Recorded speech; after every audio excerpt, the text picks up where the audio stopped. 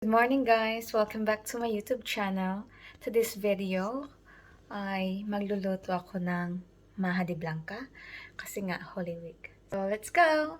Yan guys, ito yung ingredients ng Maja Blanca. We've got, this is 1 cup of corn flour, corn kernels. You can use as well mani and condensed milk. This is 1 can of condensed milk. Coconut cream, I've used this one a can kasi nga I don't have a fresh coconut here. So, and also fresh milk, 500 ml fresh milk. So I think that's it. That's all the ingredients. We've got 1, 2, 3, 4, 5. 5 main ingredients. So we'll mix first the coconut milk or coconut cream, I mean. So we'll put that one there now. Yan, kasi wala nga kung ano fresh coconut milk here. This is the convenient. Yan. Then after that, 1 cup flour, corn flour.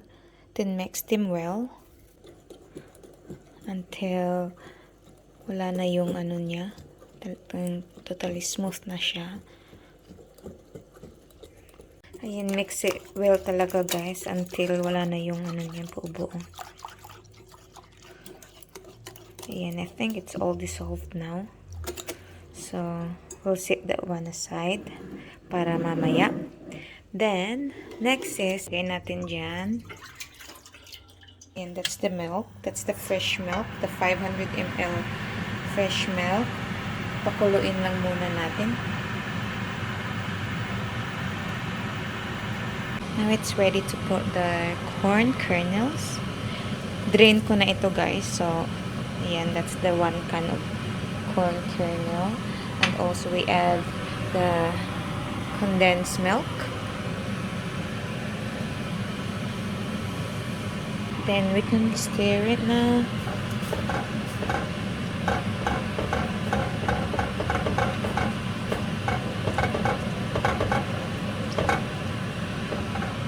And also guys, I add butter.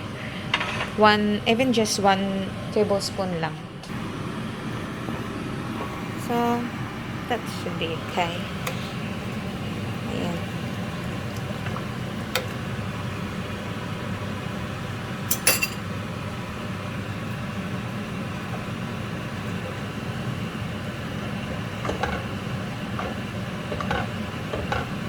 Mix it well until the butter is melted. So, ayan, nag-mix na, na-melt na yung butter. Now, pwede na nating hinaan yung apoy into medium heat. Next, ito yung ano natin, last na ilalagay doon, yung mixture natin kanina na cornstarch at saka yung coconut milk. So, I'll just mix it again. Para talagang ano siya, wala yung mga lumpy niya. Ayan. Then we can pour this one slowly sa ano natin, sa pot. Ayan guys, before natin yan ilagay dito, make sure yung apoy is in medium heat. Di pwede siyang ano, super lakas ng apoy. Ayan.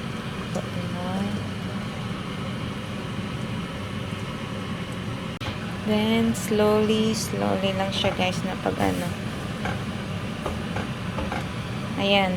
All the mixtures in there now. So, mix lang tayo.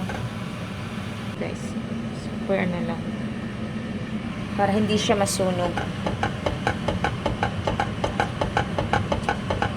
Ayan. As you can see guys, nag-start na siyang nag-thick. That's why you need to continually stirring it.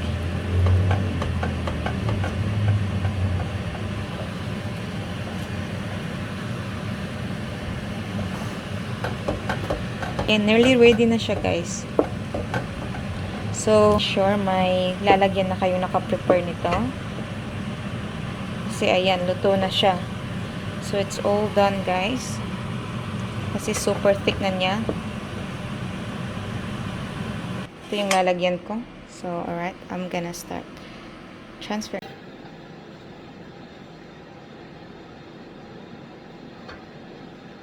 And guys, transfer ko na ito dito.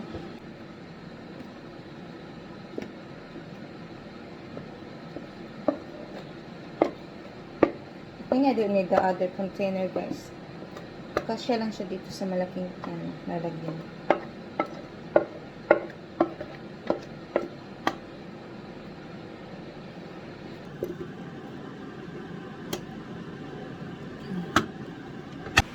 Yan, I think pantay na siya.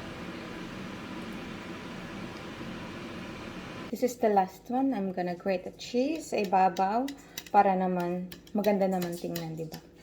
Then aside from that, add flavor din kasi yung cheese is a little bit salty.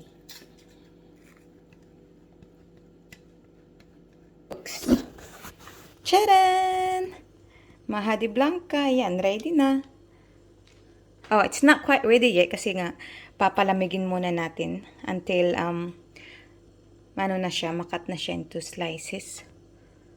Ayan, hopefully nag-enjoy kayo guys sa video natin for today. And let me know kung na-try nyo ito na recipe at kung nagustuhan nyo. And thank you for watching. Bye!